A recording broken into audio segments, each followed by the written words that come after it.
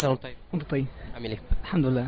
احنا داخلين على 2008، بس قبل ما نودع 2007 عايزك تقول لي اهم حدث حصل لك في 2007.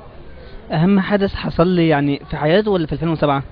اهم حدث انت شايفه ان هو حصل في 2007 على المستوى الشخصي او المحلي او العالمي.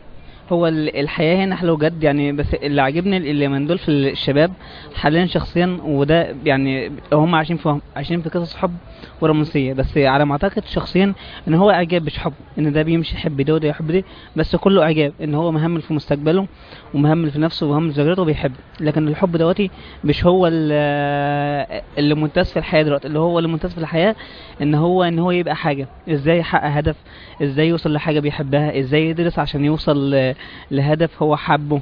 البنت لو بتحبه ولحد ما توصل معاه هتلاقي اخرته ما فيش حاجه هتنفض له. هتروح لواحد مثلا معاه بيدرس متعلم موسيقى بقى فنان بقى هو حاجه، هتمشي وراه عشان هو بقى حاجه. لكن دواتي حبته ولقيته ما حدثش حاجه اول ما تعرفها. يعني انا بقول لك على كل حاجه وبخدعك، لكن لما اعرف حياتك هسيبك. فهو عشان يفكر صح يوصل لمستقبله اللي احنا حاليا عايشين فيه دلوقتي، يفكر في مستقبله، يوصل للمستقبل عشان مستقبله هو اللي هيوصله لهدفه. لكن يمشي يحب ده ويحب ده كله تسالي واعجاب، زي ما كان معجوب بالحاجه اللي انا بحبها كلها وفي الاخر طلعت ما فيش. يبقى هو اللي ماشي دلوقتي ان الانسان يفكر بمخه صح ويوصل للهدف اللي هو عايزه، يحط هدف واحد في الحياه عشان يوصله وعشان ازاي يعرف يحققه مستقبله هو شخصيا. طيب.